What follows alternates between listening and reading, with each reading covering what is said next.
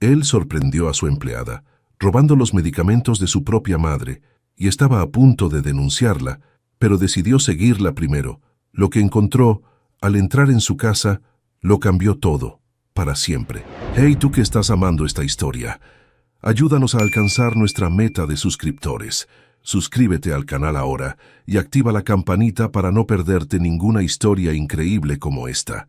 Guadalajara tenía esa manera específica de comenzar los lunes, con el tráfico espeso de la avenida López Mateos y el sol blanco golpeando las fachadas de vidrio de los edificios, como si el día no tuviera paciencia para esperar que las personas se prepararan. El edificio Torre Solana era de ese tipo que hace que la gente de afuera mire hacia arriba e imagine que adentro las cosas funcionan de otra manera, que los problemas tienen otra escala, que el aire es diferente. En el piso 14, Alejandro Montiel revisaba contratos sobre un escritorio de madera oscura con la misma frialdad con que firmaba cheques.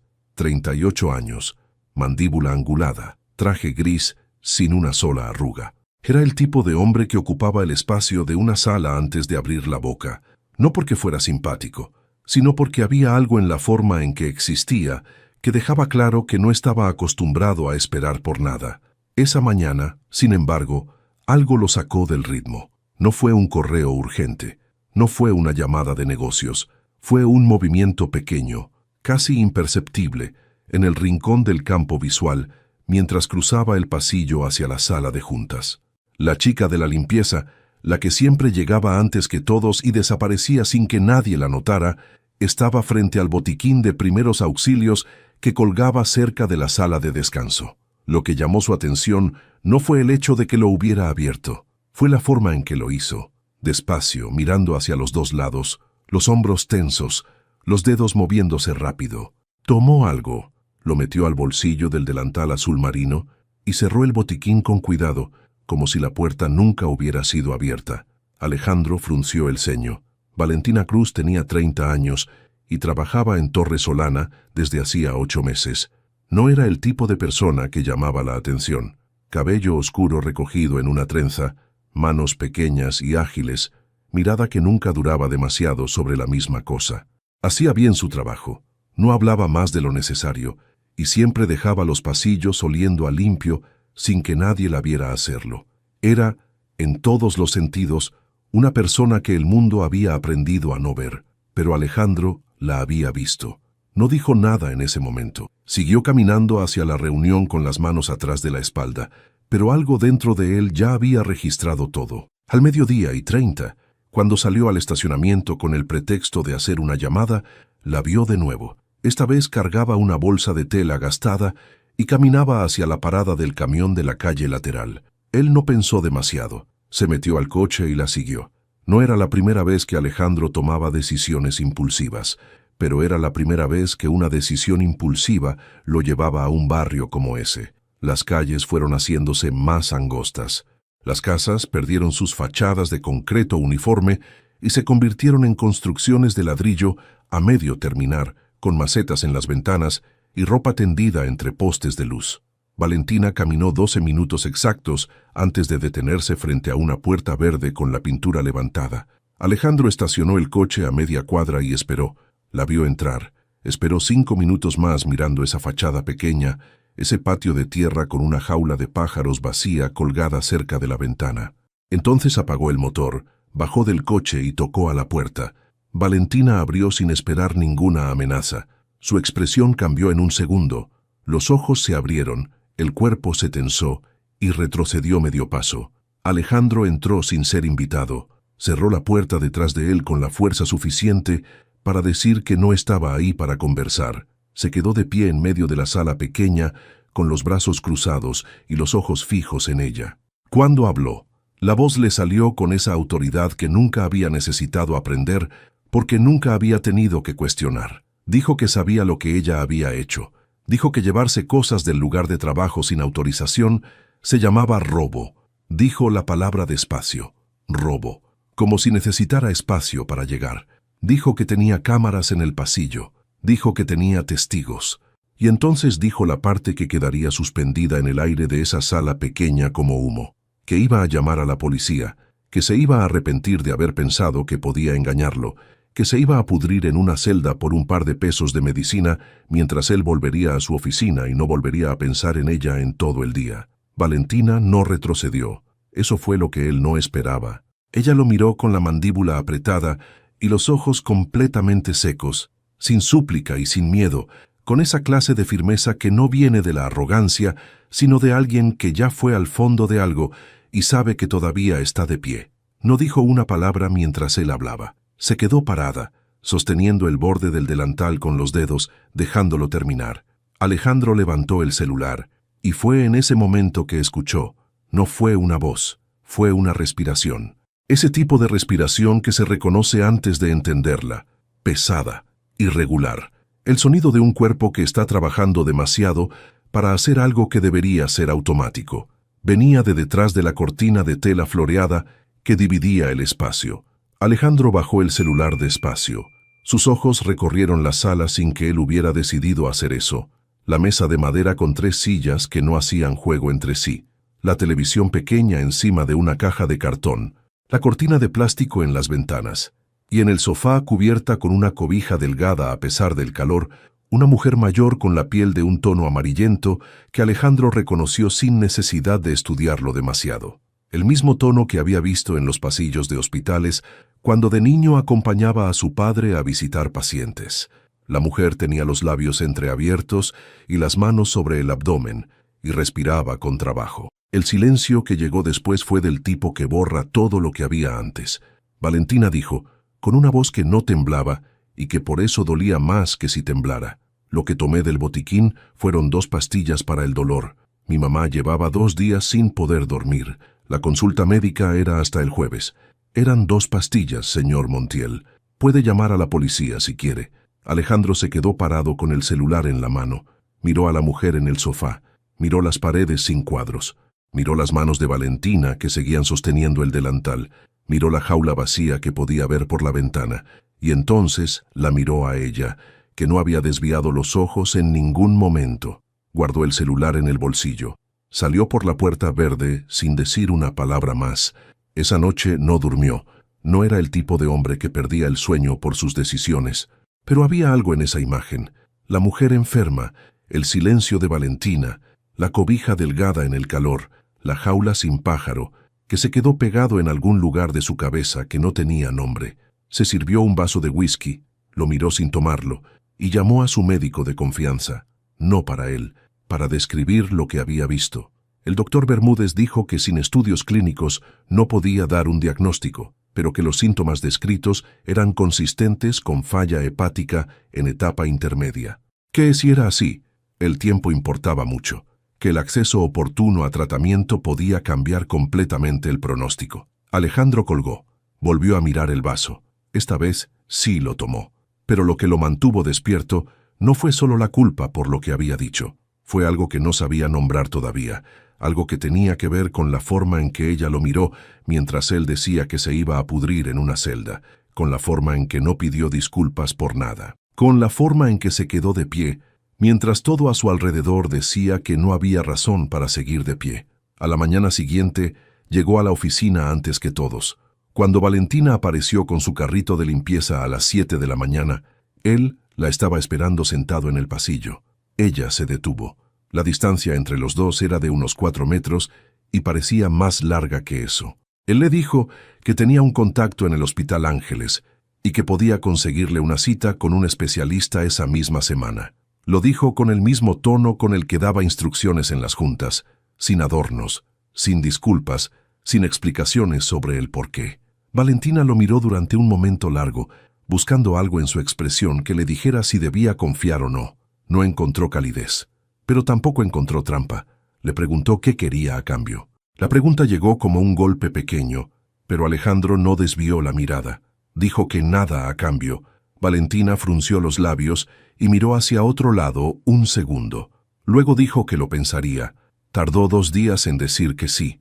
No lo dijo con entusiasmo, sino con la resignación práctica de alguien que sabe que rechazar ayuda cuando la necesita es un lujo que no puede permitirse. Le puso una condición. Ella seguiría trabajando. No quería sentirse mantenida. Alejandro respondió que podía hacer lo que quisiera. La cita fue el miércoles. Rosa Cruz, 62 años, llegó al hospital en taxi porque Valentina insistió en que no necesitaba más ayuda que esa. Los estudios tomaron todo el día. El diagnóstico confirmó lo que el doctor Bermúdez había anticipado: hepatitis autoinmune con daño progresivo, tratable con el protocolo correcto, pero costosa, muy costosa. Alejandro cubrió los gastos sin decírselo directamente a Valentina. Lo arregló a través del hospital, como una gestión administrativa, para que ella no tuviera que pedirle nada. Eso también lo perturbó, que le importara tanto la forma en que ella recibía las cosas. Empezó a ir al hospital, al principio con pretextos. Tenía que firmar unos papeles. Quería hablar con el médico sobre el avance del tratamiento. Pasaba por ahí de camino a una junta. Los pretextos fueron volviéndose más delgados con el tiempo, hasta que dejaron de existir y él simplemente aparecía, a veces con un café en la mano, a veces con nada, y se sentaba en la sala de espera sin anunciarse. Fue en esa sala de espera donde la vio dormida por primera vez. Era pasadas las 9 de la noche de un martes. Rosa había tenido una sesión larga y complicada. Valentina llevaba horas ahí, primero de pie, luego sentada en la silla de plástico azul del pasillo con la espalda recta. Cuando Alejandro llegó, ella ya no estaba de pie ni con la espalda recta. Estaba recostada hacia un lado, la mejilla apoyada en la mano doblada sobre el descansabrazos, los ojos cerrados y la respiración lenta. Tenía la trenza deshecha a medias y un hilo de su blusa azul saliéndose por la manga. Alejandro se quedó parado frente a ella un momento que no supo medir. Se quitó el saco, lo dobló con cuidado y lo puso sobre los hombros de Valentina sin hacer ruido, sin despertarla. Luego se fue a sentar en la silla del otro lado del pasillo y esperó, mirando el piso de linóleo blanco, sin saber exactamente qué hacía ahí ni por qué no se iba. La enfermera que salió a las 10 con información sobre Rosa lo encontró sentado ahí. Lo miró con curiosidad. Él dijo que era un familiar y ella no preguntó más. Cuando Valentina despertó, 25 minutos después, encontró el saco sobre sus hombros y a Alejandro sentado en silencio al otro lado del pasillo. Lo miró como si no entendiera del todo lo que veía. Él no explicó nada. Le dijo que la enfermera había venido a informar que su madre estaba estable y que podía verla en 10 minutos. Valentina bajó los ojos al saco que tenía encima. Se lo quitó despacio y se lo extendió. Alejandro lo tomó sin decir nada. De regreso en su coche, detenido en un semáforo en rojo de la avenida Vallarta, tomó el teléfono. 3 mensajes de su madre sin responder. El último decía: «Mijo, ¿estás bien? ¿No has llamado?». Alejandro se quedó mirando el texto mientras el semáforo cambiaba a verde. El coche de atrás tocó el claxon.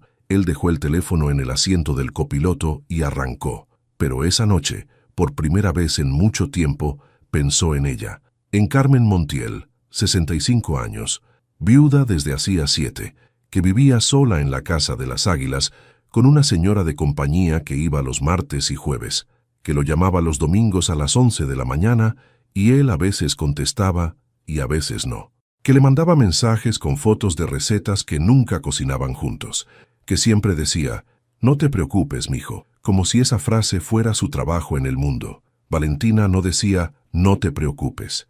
Valentina no se iba a ningún lado. Valentina estaba sentada en una silla de plástico azul durmiendo con el cuello torcido porque no había otro lugar donde estar que el lado de su madre. Alejandro no era dado a los grandes descubrimientos emocionales. Pero esa madrugada, acostado de espaldas mirando el techo oscuro del cuarto, algo dentro de él comenzó a moverse de una manera que no supo cómo detener. Las semanas siguientes establecieron una rutina silenciosa entre los dos. Él aparecía en el hospital. Ella ya no se sorprendía. Empezaron a cruzar palabras breves sobre Rosa, sobre los médicos, sobre el tratamiento.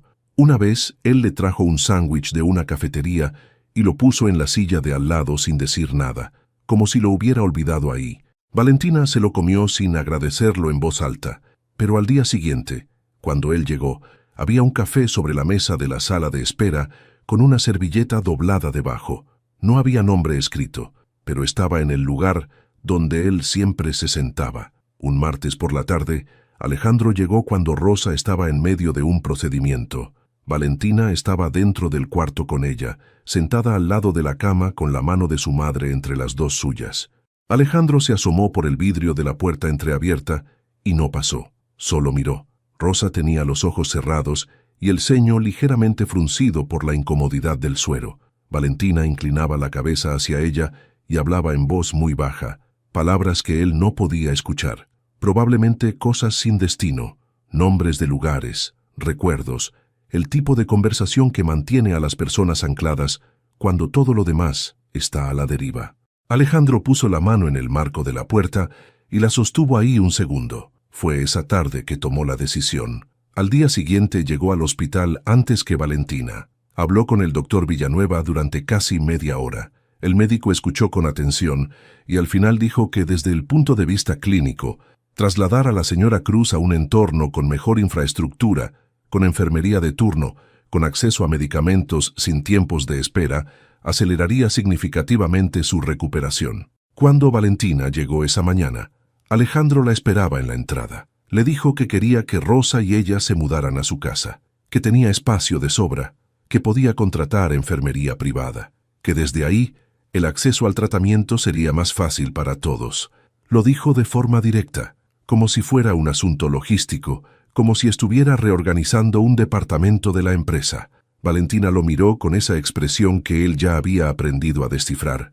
No era rechazo, era análisis. Ella analizaba todo antes de responder. Le preguntó qué quería a cambio de todo eso. Alejandro la miró sin apartar los ojos. Dijo que nada a cambio. Valentina tardó 2 días en decir que sí. No lo dijo con entusiasmo, sino con la resignación práctica de alguien que sabe que rechazar ayuda cuando la necesita es un lujo que no puede darse. Le puso una condición. Ella seguiría trabajando. No quería sentirse mantenida. Alejandro respondió que podía hacer lo que quisiera. Pero el primer día en la casa ya trajo el primer roce. Valentina llegó con 2 maletas medianas y una caja de cartón, cuando la empleada doméstica de Alejandro, la señora Esperanza, dijo que prepararía el cuarto de Rosa de una forma y Valentina dijo que prefería de otra. Hubo un momento de tensión silenciosa en el marco del pasillo que Alejandro observó desde la sala sin intervenir. La señora Esperanza cedió porque entendió que Valentina sabía lo que hacía. Pero el ambiente quedó pesado por algunas horas. Esa noche, Alejandro pasó por el pasillo y vio luz debajo de la puerta del cuarto de Valentina a las 11 de la noche. Imaginó que ella estaba despierta, pensando en lo que había aceptado hacer. Y tuvo la sensación por primera vez clara de que había traído a alguien a su casa que no quería estar ahí, que estaba ahí a pesar de sí misma, y que eso era completamente diferente a cualquier otra cosa que él había conseguido en la vida. Esa sensación lo incomodó más de lo que esperaba. La primera semana fue extraña para todos. Alejandro llegaba temprano al trabajo y volvía tarde. Valentina organizó la rutina de Rosa con una precisión que desconcertó a la enfermera de turno, que ya tenía su propio método, pero que cedió terreno cuando entendió que Valentina sabía lo que hacía. Los horarios de medicación, los tiempos de descanso, la temperatura del cuarto, el tipo de caldo que Rosa podía tomar sin que el estómago protestara. Valentina lo sabía todo. Fue en la segunda semana que ocurrió algo que Alejandro no esperaba. Su madre vino a visitarlo. Carmen Montiel llegó un sábado por la mañana con un tupper de arroz con leche y la intención de estar 2 horas. Alejandro la recibió en la sala y le explicó brevemente la situación, que tenía huéspedes por razones de salud, que no era necesario que se complicara, que podía dejar el tupper y marcharse tranquila. Carmen no se marchó. Se fue directo a la cocina, donde Rosa estaba sentada en una silla junto a la ventana tomando el sol de las 10 de la mañana, con los ojos entornados y una taza de té entre las manos. Carmen la miró, la saludó con el volumen de quien acostumbra calentar el espacio con la voz, y se sentó en la silla de enfrente sin que nadie la invitara. Alejandro las observó desde el marco de la puerta de la cocina. Rosa, que en los últimos días había hablado poco y en voz baja, sonrió ante Carmen de una forma que él no le había visto todavía. Carmen hablaba con las manos y con los ojos, y con ese talento específico para hacer que los silencios ajenos se llenaran de algo cómodo. En 20 minutos ya estaban hablando de telenovelas, de recetas de mole que nunca salían iguales 2 veces, y de los árboles de aguacate que Rosa tenía en el patio de su casa del barrio. Alejandro se fue a su estudio y cerró la puerta. Una hora después, Valentina entró a avisarle que el almuerzo estaba listo. Él levantó la vista de la pantalla y ella notó que no había estado trabajando, que la pantalla mostraba el mismo documento desde hacía tiempo. No dijo nada. Solo repitió que el almuerzo estaba listo y se fue. En la mesa comieron los cuatro. Fue la primera vez que eso pasó, y nadie hizo ningún comentario sobre lo inusual que era. Carmen habló por todos. Rosa participó más de lo que Alejandro la había escuchado en días. Valentina comía despacio y respondía cuando le preguntaban, con frases cortas y una media sonrisa que no llegaba a ser sonrisa del todo. Alejandro observó a los tres sin decir casi nada. Esa noche, después de que Carmen se fue y Rosa estaba dormida, Alejandro estaba en el jardín con una taza de café cuando Valentina salió a dejar un vaso de agua en la mesita de metal junto a las macetas. Él no la había escuchado venir. Cuando la vio, los dos se miraron un segundo en la penumbra iluminada, apenas por la luz del porche. Ella dijo buenas noches. Él respondió lo mismo, pero antes de entrar, ella se detuvo y dijo sin mirarlo, «Su mamá es muy buena persona. Se nota desde el primer momento». Alejandro no respondió de inmediato. Luego dijo que sí, que ella siempre había sido así. Valentina asintió y entró. Él se quedó con la taza caliente entre las manos mirando el jardín oscuro. La semana siguiente llegó el primer conflicto real entre los dos.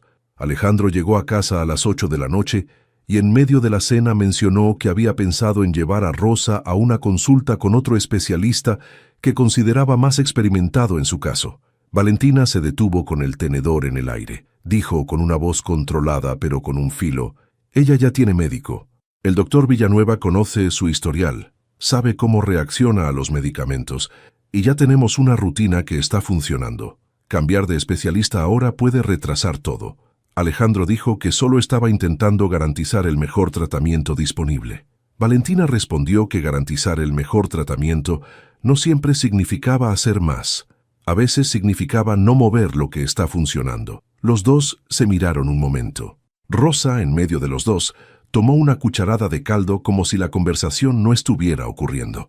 Alejandro dijo, más bajo, «Está bien, nos quedamos con el Villanueva». Valentina asintió y volvió al plato, pero había algo en el aire que no se disolvió completamente esa noche. Más tarde, cuando ella pasaba por el pasillo, Alejandro la llamó desde el estudio.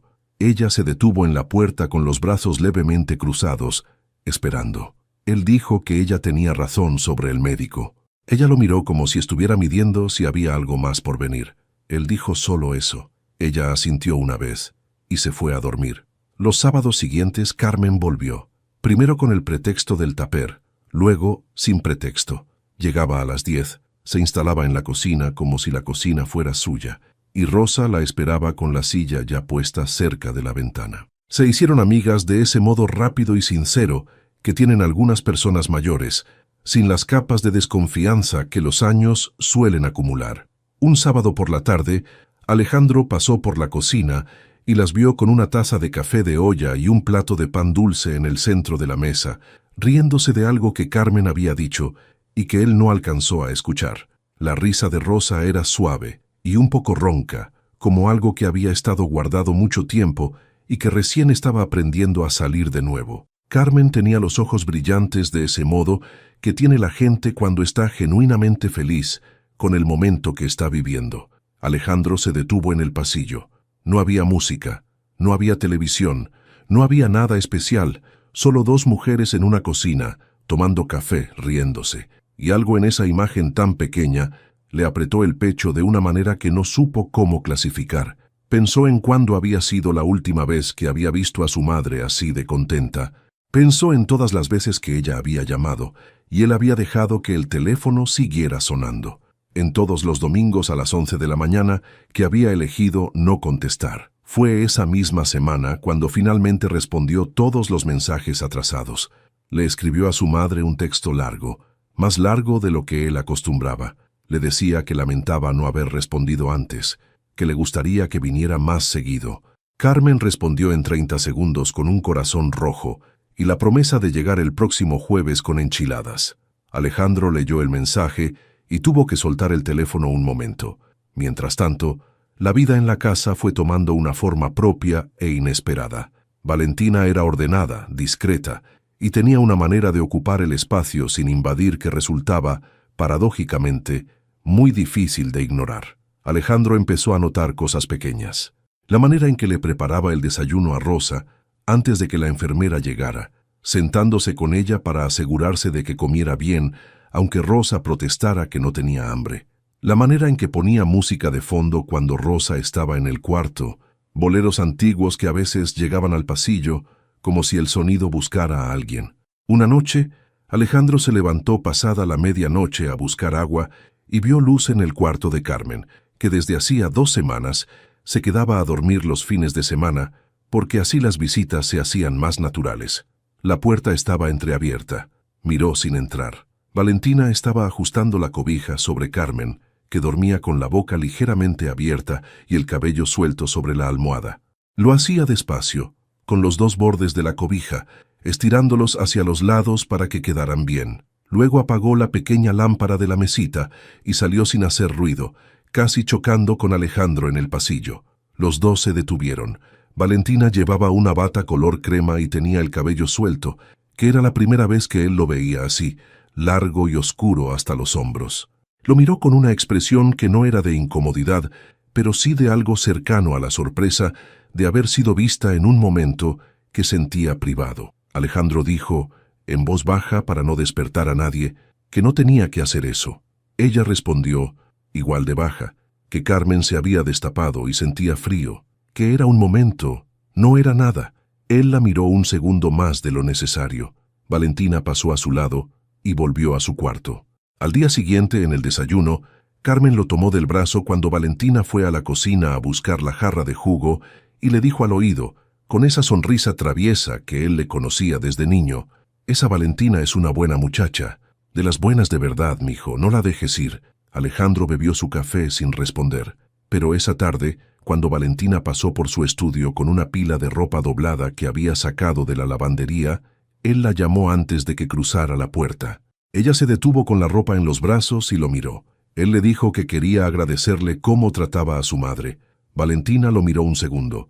Luego dijo que la señora Carmen era fácil de querer. Él preguntó cómo podía ser tan natural para ella, cuidar así a las personas.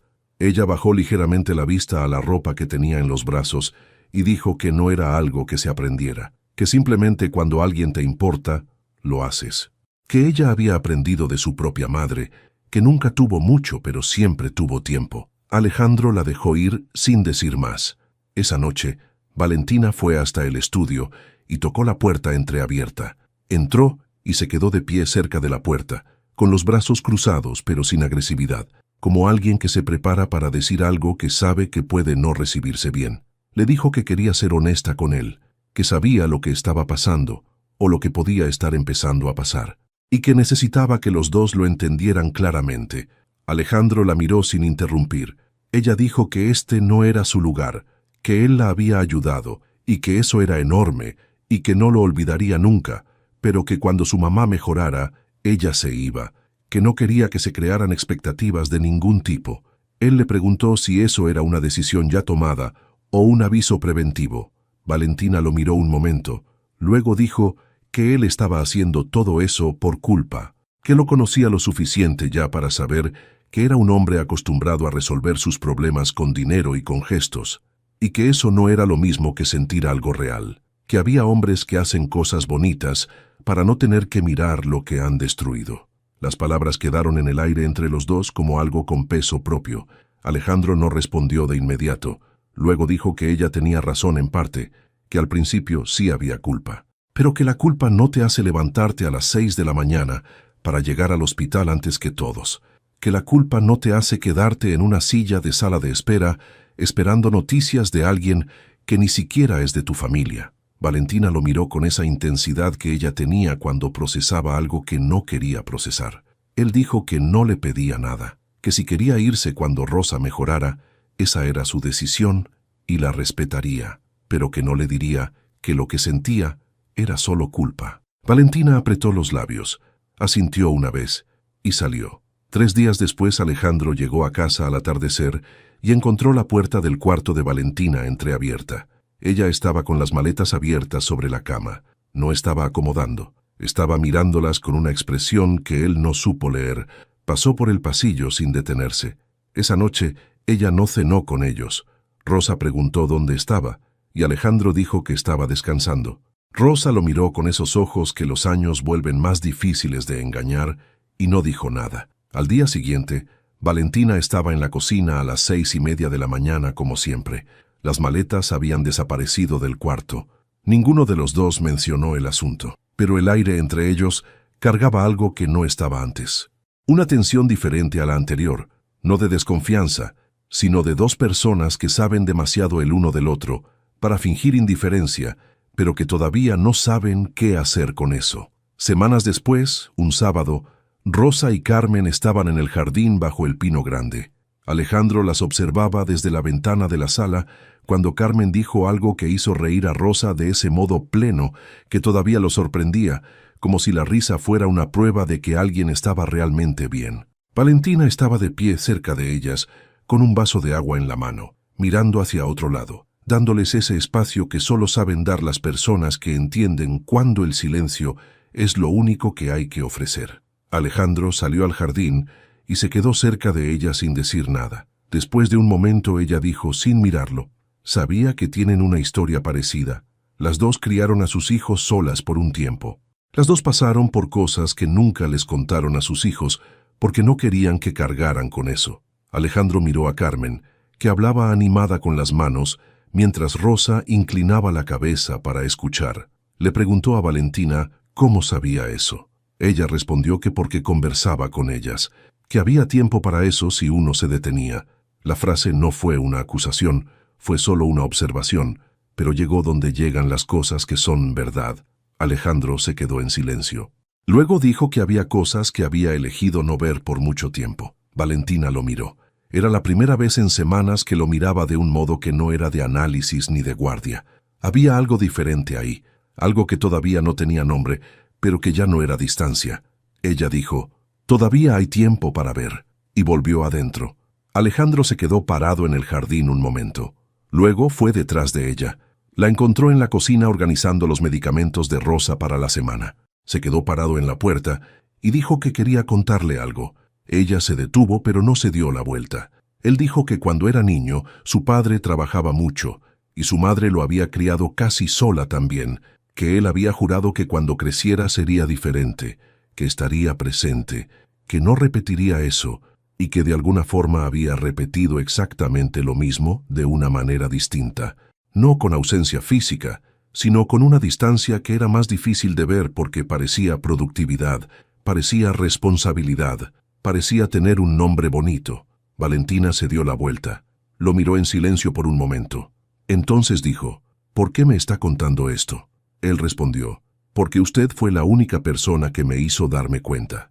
Esa noche, él respondió todas las llamadas perdidas de su madre. Carmen contestó enseguida y habló 30 minutos seguidos con esa energía que tenía cuando estaba contenta. Contó del jardín, de Rosa, de las enchiladas que iba a traer el jueves. Alejandro escuchó casi todo sin interrumpir, recostado de espaldas con los ojos en el techo oscuro del cuarto. Antes de colgar, Carmen dijo, en un tono más suave que el del resto de la conversación: «Qué bueno que estás haciendo el bien, mijo, cuidando de otras personas además de ti mismo. Eso me da mucho orgullo». No había acusación en las palabras. El tono era genuinamente cálido, pero el peso de lo que implicaba llegó con claridad a través del teléfono. Alejandro cerró los ojos. Dijo: «Sí, mamá. Buenas noches». Colgó, y tardó mucho en dormir. 3 semanas después, una madrugada de miércoles, sonó el teléfono. Era el número de la señora Lorena, la señora de compañía de Carmen que iba los martes y jueves. Pero era miércoles, y eran las 3 de la madrugada. Alejandro contestó con el corazón ya corriendo, antes de que dijera una sola palabra. Carmen había desmayado. La habían llevado al hospital civil. Estaba en urgencias. Alejandro llegó en 20 minutos con la camisa a medio abotonar y el coche mal estacionado. Lo llevaron a una sala donde Carmen estaba en una camilla con oxígeno, los ojos cerrados, la piel de ese color que no es de dormir, sino de algo más. Los médicos explicaron: evento cerebrovascular, un derrame moderado. Las primeras horas eran críticas para entender el daño. Alejandro se quedó de pie junto a la camilla, con las manos dentro de los bolsillos porque no sabía dónde ponerlas. La miró. Vio las líneas del rostro que reconocía desde siempre, las que se formaban alrededor de sus ojos cuando reía, las que marcaban su frente cuando se preocupaba. Vio el cabello blanco suelto sobre la almohada. No supo cuánto tiempo pasó así. Sintió una mano en el brazo. Valentina estaba a su lado. Llevaba una chamarra encima de la pijama y las pantuflas de casa, y tenía el cabello recogido en un chongo rápido. Lo había seguido sin que él lo supiera. Había tomado un taxi en cuanto escuchó la puerta cerrarse de golpe, y había llegado 15 minutos después de él. Alejandro la miró como si no entendiera del todo qué hacía ahí. Ella no explicó. Solo dijo que no debía estar solo en esto. Se quedaron los dos en la sala de espera cuando los médicos pidieron espacio. Sentados lado a lado en las sillas de plástico, en silencio, con el eco de los pasillos del hospital llenando el espacio entre las palabras que ninguno decía. Alejandro miró el piso de linóleo blanco y pensó en la foto de Tlaquepaque, en el cabello oscuro de su madre, en el algodón de azúcar, en el sol de ese día. Pensó en los domingos a las 11 de la mañana. Pensó que había tenido tanto tiempo y había elegido no usarlo, y que el tiempo no pide permiso cuando decide acabarse. Dijo en voz muy baja, casi para sí mismo, «Yo debería haber estado más cerca». Valentina volteó a mirarlo. Él siguió mirando el piso. Dijo, «Había señales. El médico dice que había señales que nadie vio, y yo no las vi porque no estaba mirando. Siempre estaba en algún otro lugar». Valentina no dijo que no era su culpa. No dijo que había hecho lo que pudo. No dijo las frases que dicen las personas cuando no saben qué decir. Dijo, «Estás aquí ahora». Alejandro cerró los ojos. A las 4:30 de la madrugada, Valentina apoyó la cabeza en el hombro de él sin pensarlo, de la misma forma en que hacen las cosas las personas que están muy cansadas. Él no se movió, solo posó la mano sobre la de ella, despacio, y los dos siguieron mirando el pasillo blanco. No fue una declaración, fue algo anterior a las declaraciones. Carmen pasó esa noche, y la siguiente, pero el pronóstico no era sencillo. El derrame había sido moderado, y los médicos revisaron su historial, y encontraron señales acumuladas que nadie había seguido de cerca. Habría recuperación, dijeron, pero el proceso sería largo y requería cuidados constantes. Alejandro la escuchó hablar al tercer día, cuando ya podía mantener los ojos abiertos y seguir una conversación. La voz era más lenta que antes, algunas sílabas arrastradas, como si las palabras necesitaran más esfuerzo para salir, pero los ojos eran los mismos. Lo miraron con esa mezcla de cariño y algo suave que solo tienen las madres. Le dijo que no se preocupara tanto, que había visto cosas peores. Él quiso decirle muchas cosas y no supo cuál decir primero.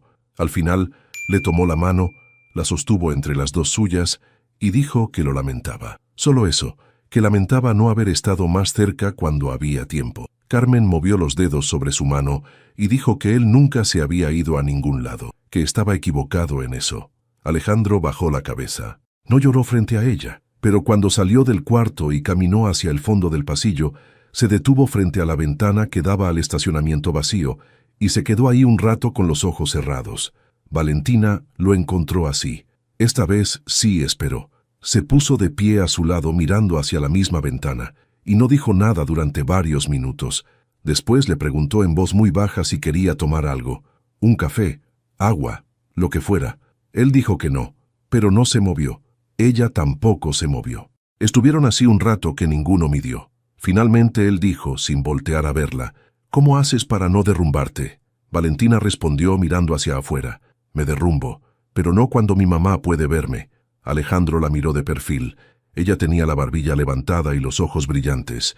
Esa firmeza suya que no era dureza, sino algo más honesto que la dureza. Él dijo que no sabía cómo había llegado a ser el tipo de persona que no estaba cuando debía estar. Valentina tardó un momento.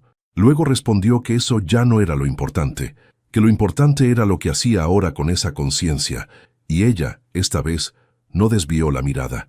Las semanas que siguieron fueron de hospital, de ir y venir, de traer a Carmen a la casa cuando le dieron de alta con un protocolo de recuperación complejo. La casa se reorganizó de nuevo. Valentina y la enfermera coordinaron la atención de las dos señoras con una eficiencia que asombró al médico de seguimiento. Rosa ya caminaba sin apoyo por las mañanas en el jardín. Carmen aprendía a hablar de nuevo a su ritmo, sin prisa, y Rosa la escuchaba con la paciencia infinita de alguien que sabe lo que cuesta recuperar el cuerpo. Una mañana temprano, Alejandro salió al jardín con su café y encontró a las dos en la banca bajo el pino grande, la cabeza de Carmen apoyada en el hombro de Rosa, las dos en silencio, mirando cómo la luz de las 8 entraba entre las ramas. Valentina estaba de pie cerca de ellas con un vaso de agua en la mano, mirando hacia otro lado, dándoles ese espacio que solo saben dar las personas que entienden cuándo el silencio es lo único que hay que ofrecer. Alejandro se quedó bajo el arco de la puerta trasera y no avanzó. Pensó en la foto de Tlaquepaque, pensó en los mensajes sin responder. Pensó en todas las veces que había elegido el trabajo, la distancia, la eficiencia, como si esas cosas fueran una forma de vida en lugar de sustitutos de ella. Y entendió que lo que siempre había necesitado era exactamente esto: aprender que el tiempo que no das nunca vuelve, y que el que das nunca se pierde del todo. Carmen murió un martes por la mañana, 53 días después del derrame.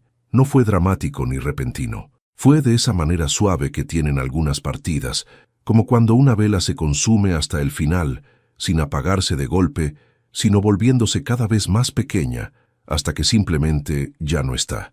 Alejandro estaba en el cuarto cuando pasó. Valentina también. Habían pasado la noche ahí porque los signos vitales de la noche anterior habían dicho lo que los médicos confirmaron al amanecer. Rosa estaba en la sala, porque las piernas no le daban para subir las escaleras. Cuando Alejandro salió del cuarto, Valentina lo siguió.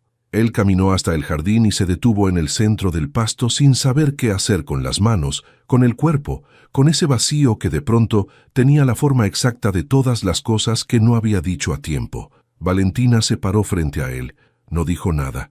Lo tomó de las manos, las dos, con fuerza tranquila, como se sujeta algo que está a punto de caerse. Él la miró, tenía los ojos rojos, pero no lloraba todavía. Era como si el llanto estuviera esperando permiso. Ella le dijo en voz muy baja: «Te escuchó.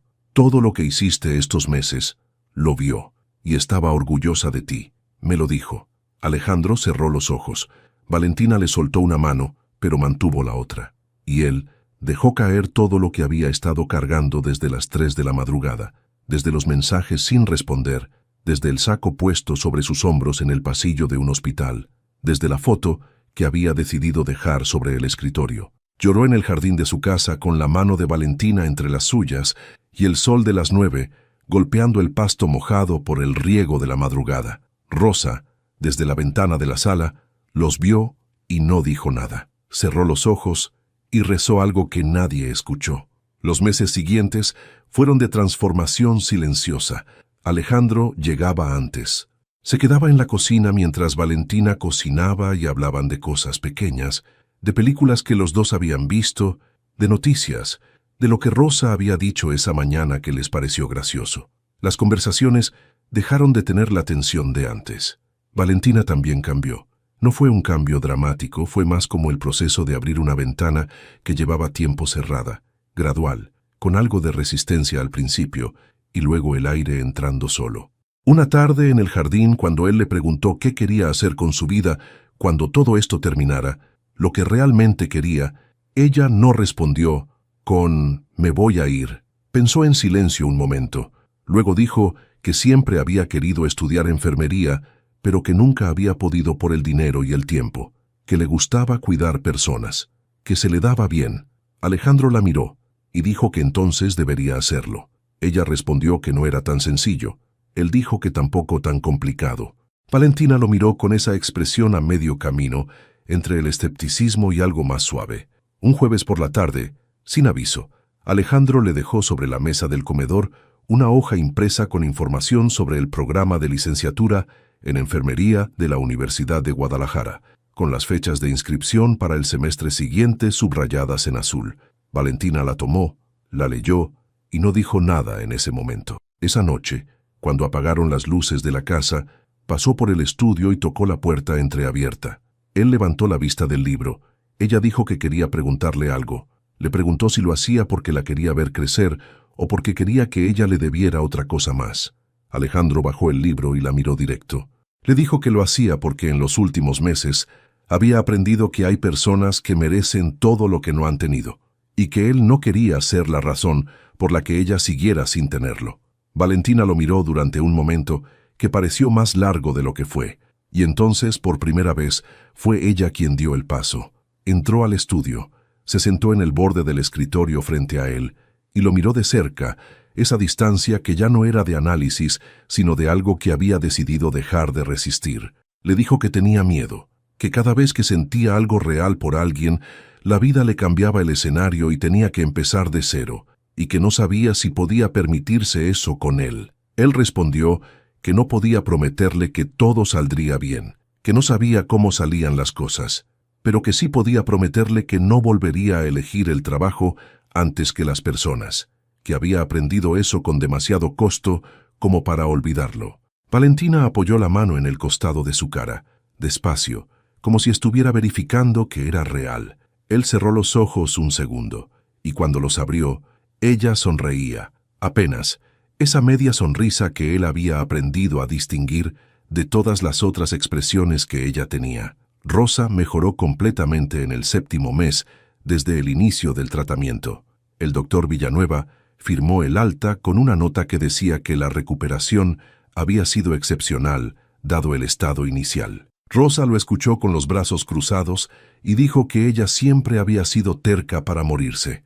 El doctor la miró sin saber si reír. Valentina sí rió, con todo, con los ojos y la voz y los hombros, de esa manera que Alejandro había aprendido a buscar, como si necesitara verla así para que el día tuviera sentido completo. Esa noche festejaron en la casa. Fue algo simple, pollo en salsa verde que Rosa misma quiso cocinar con la supervisión entusiasta de Valentina, música de fondo, la mesa puesta con mantel de flores que Alejandro nunca había sacado del cajón. Brindaron con agua de horchata, porque Rosa no podía tomar alcohol todavía y nadie quería beber lo que ella no podía. Alejandro miró la mesa, miró a Valentina sirviéndole a su mamá, miró a Rosa contando algo animada con las manos, miró el espacio en la mesa donde Carmen habría estado. Sintió las dos cosas al mismo tiempo, la ausencia y la presencia, la pérdida y lo que se construía encima de ella, y supo que eso era estar vivo de verdad, no la comodidad, no el control, no la distancia. Esto. Valentina se inscribió a la universidad el mes siguiente. Alejandro fue con ella al campus el día que entregó los documentos y esperó afuera con un café que no tomó porque estaba mirando la puerta por la que ella había entrado. Cuando salió tenía los papeles bajo el brazo y una expresión que él no había visto antes, esa mezcla de miedo y de algo que no quiere llamarse felicidad todavía para no gafarlo. Él le dijo que se veía bien así. Ella le preguntó cómo. Él dijo que con esa cara de estar comenzando algo. Valentina bajó los ojos al café que él tenía en la mano. Se lo quitó, tomó un sorbo y se lo devolvió. Luego empezó a caminar hacia el coche sin esperar a que él respondiera nada. Él la siguió sonriendo sin que ella lo viera. 6 meses después, una tarde de octubre con ese cielo naranja que tiene Guadalajara cuando el invierno está a punto de llegar, Alejandro llegó a casa más temprano de lo habitual. Valentina estaba en la cocina preparando la cena con el radio puesto en una estación de boleros. Como siempre, Rosa estaba en el jardín con su libro. El olor de la casa era de canela y de chile pasilla tostado. Él entró, dejó las llaves en el gancho de la entrada, que ya era un hábito tan natural que ni pensaba en hacerlo, y fue a la cocina. Valentina lo escuchó llegar y lo saludó sin voltear, con esa familiaridad de las personas que comparten un espacio y ya no necesitan el protocolo de mirarse para saber que el otro está ahí. Él se puso detrás de ella, apoyó las manos en la barra a los lados de ella sin tocarla y le dijo algo al oído. Valentina se quedó quieta. Luego se volteó a mirarlo. Él le dijo que no le preguntaba que se casara con él, porque supiera que era lo correcto o porque se lo debiera. Le decía que quería que su vida tuviera esa cosa que no había sabido nombrar antes, pero que ahora reconocía perfectamente. Esa voz de fondo que acomoda el mundo aunque todo lo demás esté caótico. Le decía que quería que esa voz fuera la de ella. Valentina lo miró durante un momento que tuvo su propio clima. No dijo nada de inmediato. Desvió los ojos hacia la ventana, hacia el jardín donde Rosa leía sin saber lo que estaba pasando en la cocina, hacia el pino grande que daba sombra a la banca donde dos mujeres habían tomado café y reído y construido una amistad que ninguna había buscado. Respiró despacio, y cuando volvió a mirarlo, había algo diferente en sus ojos. No era duda, era alguien que por fin se permite recibir algo que merece. Dijo que sí quería, que hacía tiempo que quería, pero que había esperado estar segura de que él también lo era. Él la tomó de la cara con las dos manos, y ella cerró los ojos un segundo, antes de que los dos se dijeran todo lo que no necesitaba palabras. Afuera, Rosa levantó la vista de su libro hacia la ventana de la cocina. Vio algo que le hizo bajar el libro despacio sobre las rodillas.